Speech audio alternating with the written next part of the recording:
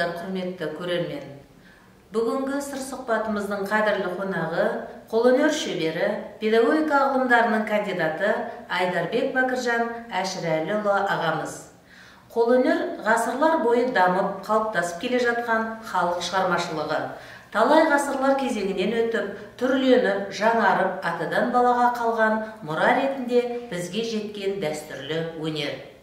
Бакыржан Әшірәліұлы, дәстүрлі қолөнерімізді дамытып, жас ұрпаққа ұлттық тәрбие мен білім берудегі еңбек жолыңызды қашан бастадыңыз және қай жерде еңбек жасадыңыз? Рахмет сұрағыңызға. Өте орынды сұрақ. Енді бұл мектептен бастағанбыз, білім жолынан. 88 жыл сол Шұбар жалпы орта мектебінен сабақ беруден бастаған Ордабасы ауданындағы. Сол жерде еңбек еттім 13 жыл. Сол еңбегім арқасында сол еңбекті жалғастырып, шығармашылықпен айналыстым. Қосымша. Бұл шығармашылықтың арқасында аудандық білім бөліміне жұмысқа шақырды. Ол жерде істедім 3 жыл. Одан кейін қайтадан мектепте істедім.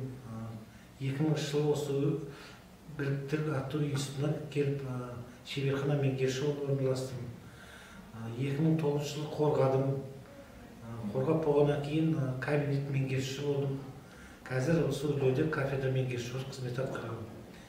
Және қосымша шығармашылықпен айналысып отырмын. Қолөнер технологиясының әртүрлі әдістерін үйретіп, әдемілікке, сұлулыққа баулып жүрген еңбегіңіз жанып жатыр екен. Осы енді шәкірттеріңіз бар ма? Өзіңіздің осы еңбектеріңізді үйреніп жүрген? Орынды сұрақ. Шәкірттер көп, шәкіртсіз ұстаз сол дейді мынау жерде. Осы бірнеше жылдан бері талай ата-аналар балдарын әкеп, осы өнерге бейімдеу үшін жанына қосып үйренген жігіттер бар. Олардың бір қазір есейіп, өз кәсіптерін ашып кеткен. Атап айтсақ, Ардақ деген жігіт бар, қазір осы ұлттық құндылықтарды дамытып, көрмелерге орын алып жүрген. Одан басқа Ынтымақ деген бар, қазір солтүстік отбасылы болып солтүстікке кетті. Одан басқа тағы да інім бар. Олар да өз кәсіптерін ашып, қазір арнайы осы ұлттық қолөнерді дамытып, көрмелерге қатысып, өз істерін арай жалғастырып келе жатыр. Үстіміздегі жылы ғұлама Абайдың мерейтойы тойланбақшы. Осы Абай атамыздың 170 жылдығына қосқан үлесіңіз бар ма? Енді биыл шынында да Абайдың ақын, жазушы, ғұлама Абайдың 175 жылы тойланайын деп жатыр, тойланайын деп.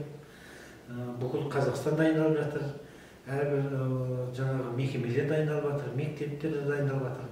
Біздің өрлеуде де көп үлес қосайын деп жатырмыз бұған.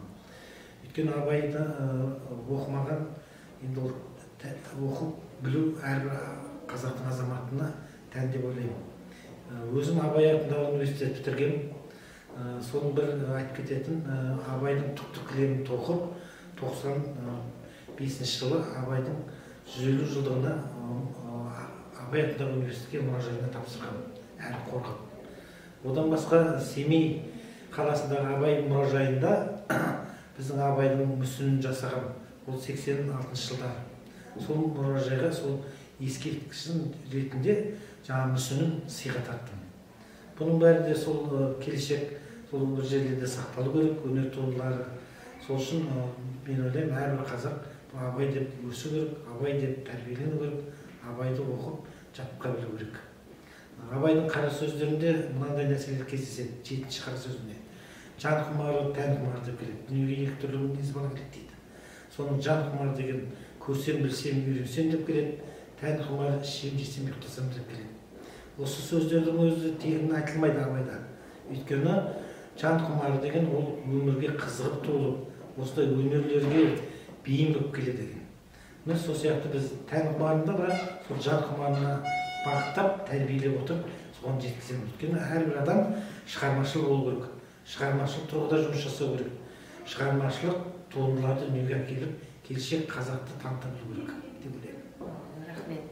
Енді өзіңіз шығармашылық педагогсыз, өзіңіздің қолөнер туындыларыңызбенен еңбектеріңіз жайлы айтып өтсеңіз, біздің көрермендеріміз үшін өте қызықты болар еді. Енді осы өрлеуде істегенім қазір 20 жыл болып қалды.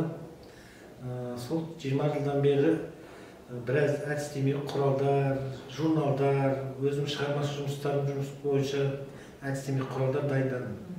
Олар бәрі мына көз алдымызда тұр мына жерде.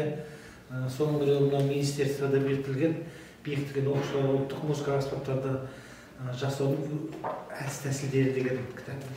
Бұл да жақсы өте оқушыларға қажет, тыңдаушыларға, мұғалімдерге. Одан басқа енді қол бос кездерде біз қол өнерімен айналысып отырамын, үнемі қазіргі кезде де. Бірақ сол сәл ертеректе жасалған алғашқы туындылардың біраз сіздерге ұсынып отырмын мына жерде көруге.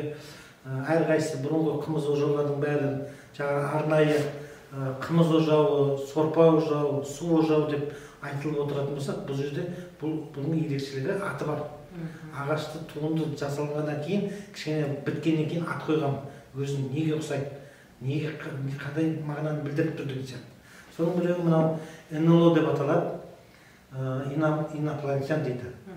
Өзі қарап тұрсаңыздар, бір шоқ жұлдыздай басы дәу болып, төмен қарай жұлдыз келе жатқандай. Үш басты, үш қималы болып есептеледі. Тұт ағашынан.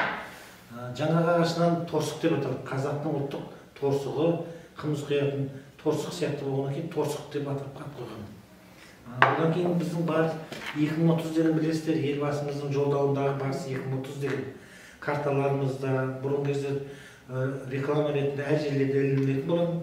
Сол мына барысымыз, қанаты бар барысымыз, бұл шабдал ағашынан жасалған барыс 2030 деп аталады. Одан кейін бұл тұмаша деп аталады. Өзбек Жәнібек кітабындағы тұмаша оюынан алынған. Бұл осылар ертеректе келе жатқан, мынау сақ дәуірінен келе жатқан таңбаның бірі. Тасбақа, бітпес, шимай, өткізбе деп аталады. Әрі бұл оюды достық, ынтымақ, бірлік, жол болуға шақырып отырады. Соны мына ожаудың соңғы бетіне жасап, ойып жасаған, бұны тұмаша деп аталады. Ши ағашынан жасалған. Одан кейінгі мына біздің қыран бүркітіміз, жалауымыздағы қыран бүркітіміз, мына қанатымен екі жағын ұстап тұр.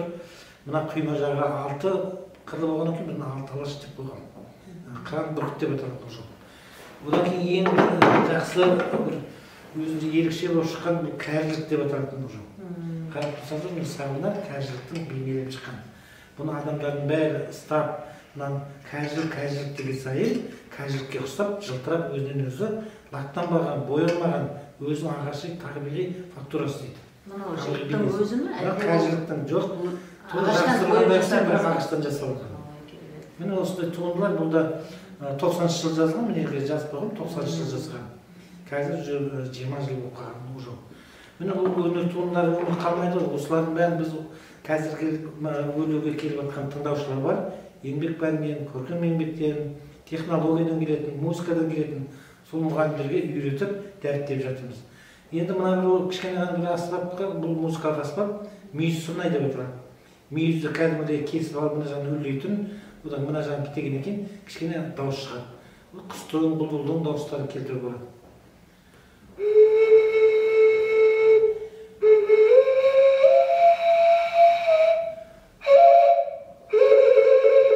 Мен осындай.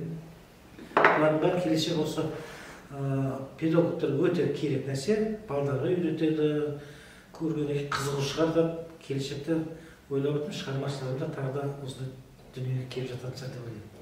Рахмет. Мына қолөнер бұйымдарыңызды, қазақтың салт дәстүріндегі бұйымдарды заманауи Қазақстанның саясатымен астастырып, байланыстырып жасап жатыр екенсіз. Еңбегіңізге үлкен рахмет. Жалпы осы ата көрген оқ жонары шеше көрген тонпішер деген халықтан алған басшылыққа алып, жас ұрпақты тәрбиелеуде, дамытуда халқымыздың ғасырлар бойы қалыптасқан тәрбие құралы, дәстүрлі өнерді орнымен насихаттап, білім мен тәрбиені қатар ұштастырып жүрген еңбегіңізге үлкен рахмет. Әрдайым биіктен көріне беріңіз. Рахмет сіздерге.